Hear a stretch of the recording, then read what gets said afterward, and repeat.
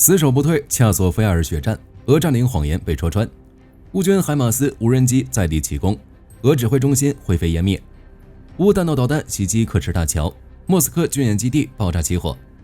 内鬼落网，乌空军少校向俄出卖绝密情报。F-16机队险遭团灭。特朗普落实25%关税重锤，印度24小时跪停俄油。俄日损520万桶石油，经济崩盘加速。车臣惊变，少主亚当夺权，普京深陷继承困局。精彩资讯马上开始。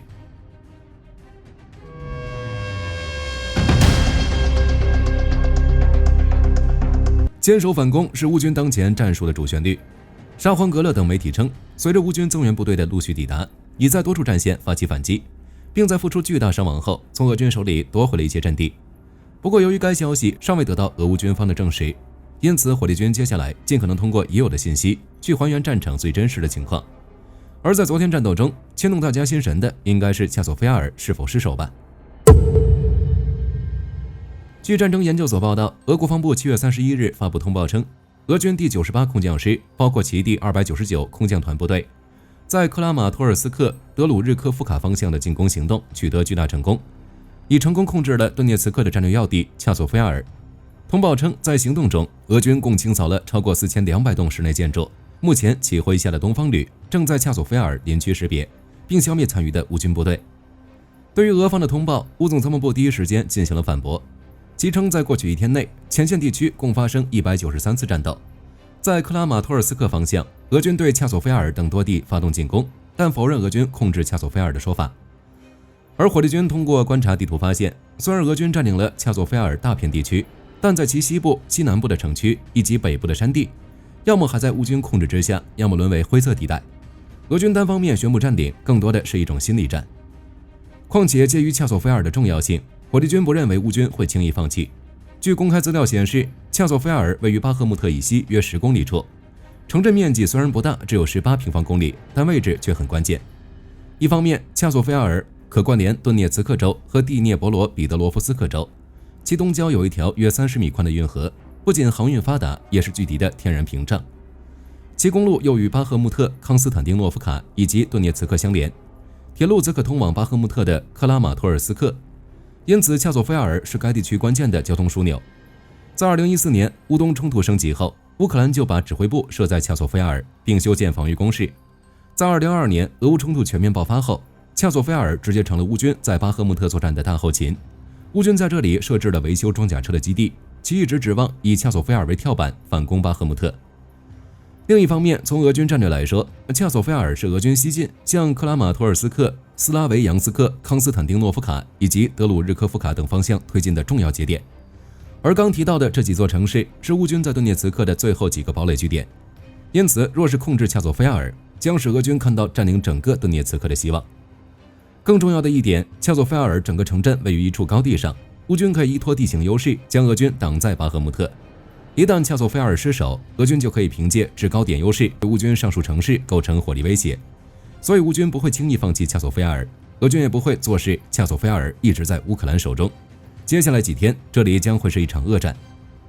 至于恰索菲亚尔大部分地区被夺一事，除了此前视频提到的俄军不计代价进攻，存在严重领土收益不成比例外，现在又多出一条，那就是俄军对红军村围而不攻，让乌军的调度出现了问题。如原本赶来支援的乌军第5突击旅，却在2月份被调往红军城救火。接下来，希尔斯基将军会如何调整部署，让我们拭目以待。托列茨克方向，战争研究所报道称，俄军最近新占领了西北部的亚历山德罗卡利诺夫，乌军新编的第11军团则收复了亚布鲁尼夫卡村东部阵地。战场另一处焦点红军村，俄军继续实施西南方向小分队袭扰，东北方向缓慢蚕食战术，双方打得难解难分。俄方冒出消息称，乌军已将预备队全部投入战场，并使用大量 FPV 无人机进行了反击，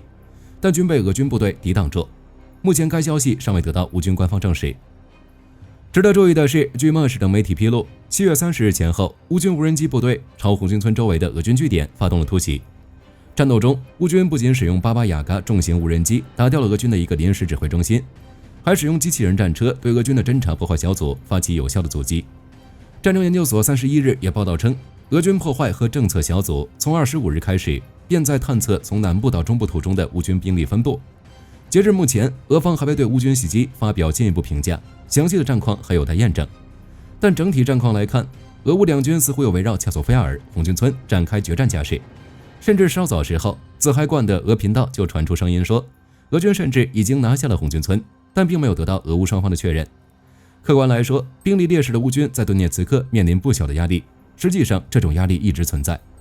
从去年开始，俄军就曾高调宣称要快速拿下该地，预计不久后红军村也将迎来持续的恶战，从而对整体局势带来严重影响。顿涅茨克的其他战线，乌军通过持续打击俄军的指挥系统来缓解前线各处压力。据乌总参谋部报告称，7月25日，乌军海马斯再立战功，其摧毁了俄军位于顿涅茨克的矿区农业综合大楼内的第9摩托化步枪旅总部。卫星数据显示，该旅总部的3栋建筑物被完全击毁。之后，乌军还使用 FPV 无人机空袭了顿涅茨克第1斯拉夫旅的基地，这是俄方利用当地人建立的伪军。流出的视频显示，该基地几乎遭遇了毁灭性的打击，不仅发动机和无线电设备被打掉，就连食物和水等补给也被摧毁，现场还有不少散落的摩托车残骸。利曼方向，俄军不断地用高强度炮击和无人机骚扰为前奏，后派出步兵与机械化分队反复冲击乌军的阵地，试图通过不间断的波浪式攻击找到乌军防线薄弱环节进行蚕食，但在此过程中被乌军雷区、炮兵、无人机和反坦克火力击退，损伤较大且无明显的推进。最北边的苏梅战线，连续败退的俄军目前已稳住阵脚，双方在尤里基夫卡激烈交火，但都没有取得突破。未经证实的一位俄军事博主称，俄军第83独立空降旅已部分撤出瓦拉钦。同时，该博主称，俄军第234空降团虽正在尤纳基夫卡推进，但由于组织混乱，目前已被乌军在尤纳基夫卡对部分俄军进行了战术包围。南线的扎波罗热方向，战争研究所报道称，乌军重新夺回了特米里夫卡，俄军则在杰米里夫卡、诺沃皮尔等地展开袭击。赫尔松方向，俄军第127侦察旅和第31空降旅的无人机袭击了未知名地区的乌军阵地。同时，第聂伯河左岸的俄军目前已经放弃了正面强攻，试图迂回到恩东诺夫大桥附近渡河，但被乌军第40海防旅击溃。详细战况有待验证和进一步披露。此外，克里米亚方向，据开源情报报道，7月31日夜间，乌军发起无人机、巡飞弹等武器的联合打击，包括克什大桥在内的多地遭到打击。但由于俄军颁布的禁止拍摄袭击视频法令，所以如今还没有遇袭现场的画面流出。但当地人在社交媒体上表示，从克什海峡一带听到了至少5起爆炸声，具体战况有待进一步披露。与此同时，乌军还向俄罗斯后方发射了无人机群。战争研究所报道称，乌军夜袭击了奔萨什的一家俄国防工业企业，即俄罗斯国有国防集团 Rostec 的子公司。报道称，该公司为俄军生产移动控制系统、自动战斗控制系统和无线电台。袭击导致工厂发生至少11次爆炸，并引发大火。31日发布的地理定位图像也显示，该工厂冒出烟雾，详细损失有待进一步披露。与此同时，俄罗斯伏尔加格勒的科杰尔尼科沃火车站和变电站、生产防空组件的奔萨无线电制造厂，以及伏尔加格勒的运输和能源部门、罗斯托夫的炼油厂等目标也遭到了乌军的针对打击。如伏尔加格勒的铁路站和火车站的燃料库在被击中后燃起大火，这是伏尔加格勒车站在近期的第2次遇袭。这几天，乌克兰人连续瞄准了俄军的多个铁路枢纽，其中更重要的是罗斯托夫的萨尔斯克火车站。从前方最新流出的照片看，该车站已经毁坏严重，俄方的工作人员正试图紧急抢修铁轨，这也反映了这条铁路枢纽的重要性。前线俄军的许多后勤物资都需要通过萨尔斯克车站转运。另一方面，俄罗斯首都莫斯科地区也在昨日突发了大范围的火灾，具体地点则是西部的库宾卡，这里是俄罗斯重要的军事科研基地，还拥有所谓的坦克博物馆。但俄媒声称起火的是一座公交车站，没有透露更详细的信息，详细情况有待进一步验证和披露。值得注意的是，7月30日时，乌克兰国防部长史米哈尔确认乌克兰将拥有自己的弹道导弹。乌克兰远程武器已经研制3年，还经历实战测试，加上日前又获得德国的资金和技术支持，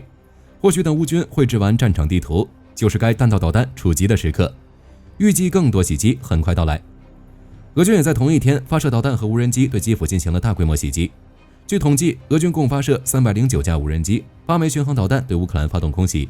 乌克兰防空系统击落了288架攻击无人机以及3枚伊斯坎德尔巡航导弹，但仍有21架无人机和5枚导弹命中了目标。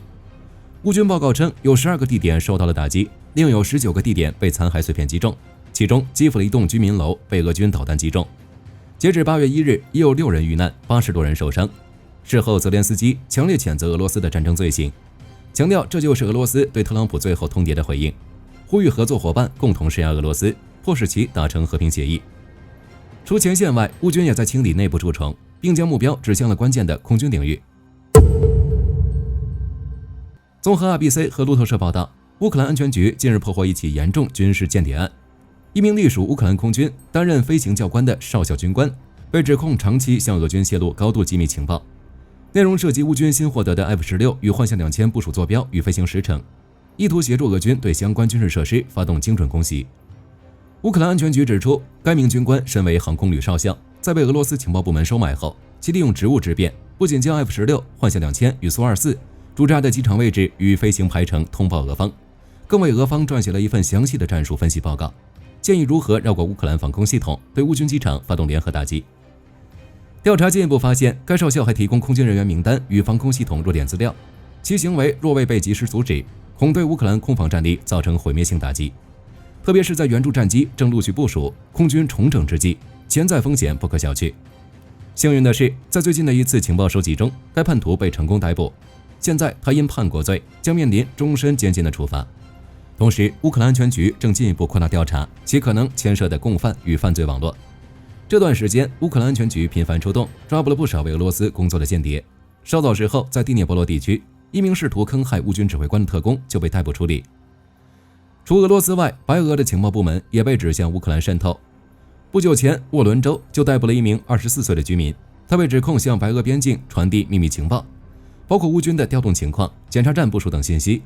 如今该男子同样面临终身监禁的处罚。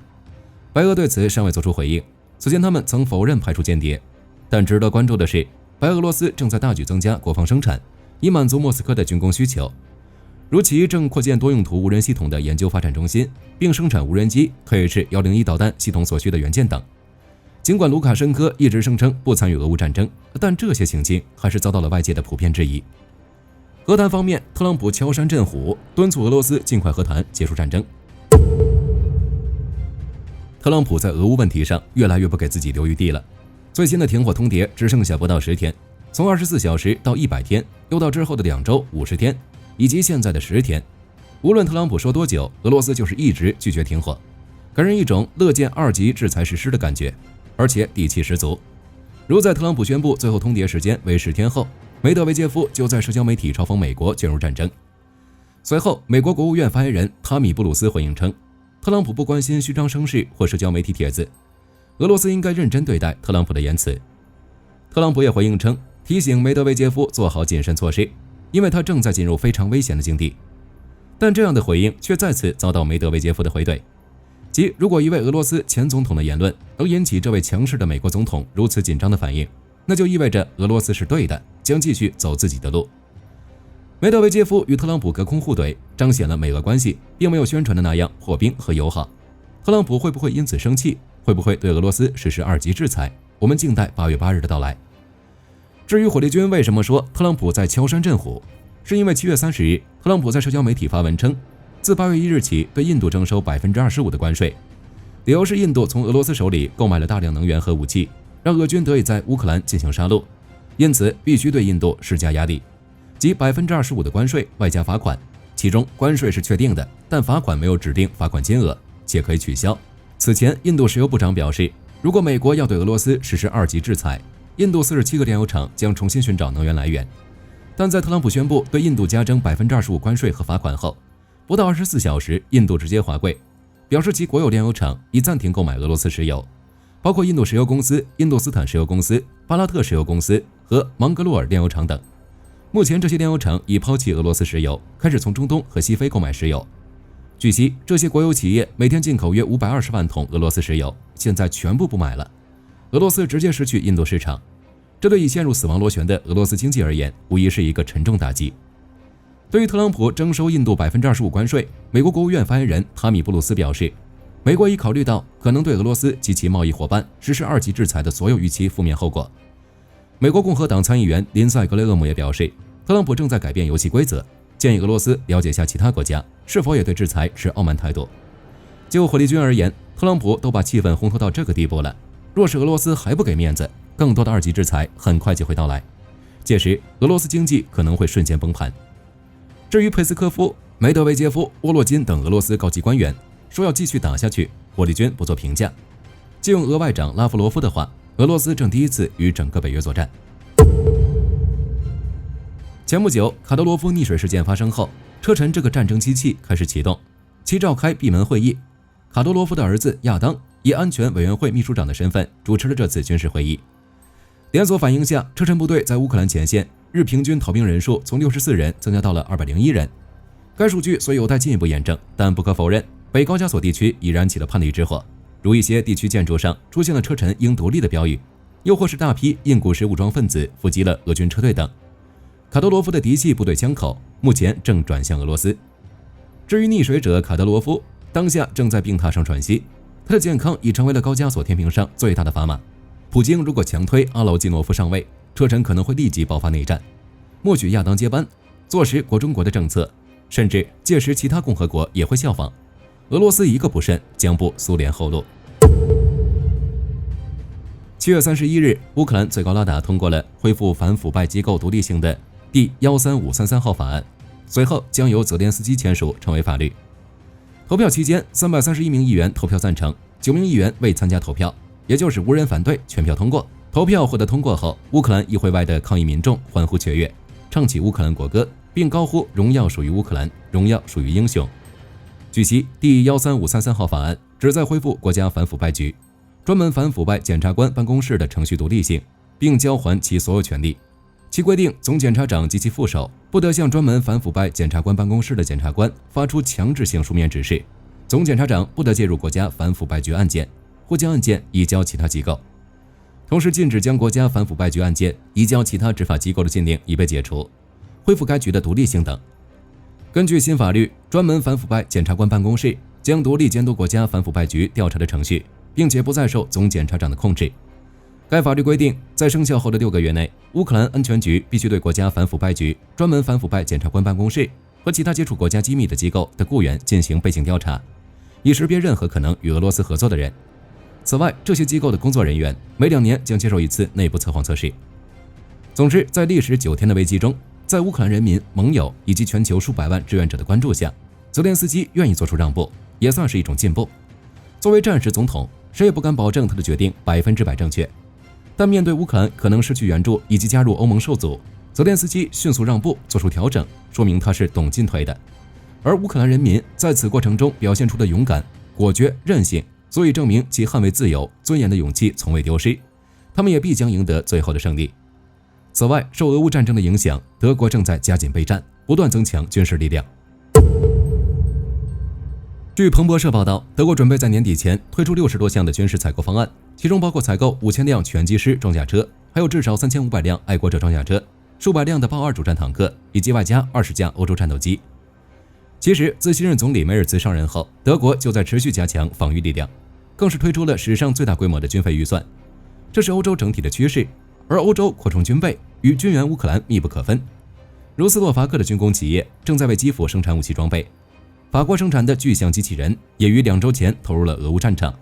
它重达500公斤，可以用于前线的救援运输。此外，美国的贝尔军工也计划直接在乌克兰开厂，生产前方所需的直升机等等。经泰国皇家空军证实，在与柬埔寨的边境冲突中，其动用了瑞典申宝集团制造的鹰狮战机，也是该型战机自37年前首飞以来，已知的首次投入实战并发射武器。对此，突破防御报道称，此次空袭发生在泰国，正洽谈采购新一批鹰狮战机的尴尬时刻。而瑞典外交部长斯蒂纳加德对此新军售案的批准却不愿做出任何承诺。之后，泰国空军发言人索恩柴迪发文辩解，泰国的空袭目标是对国家安全构成威胁的军事目标，行动符合国际法与联合国宪章赋予的自卫权。据先前媒体报道，泰国的鹰狮战机与 F-16共同执行了精准空袭，使用 GBU-12激光导引炸弹攻击了柬埔寨的炮兵与地面目标，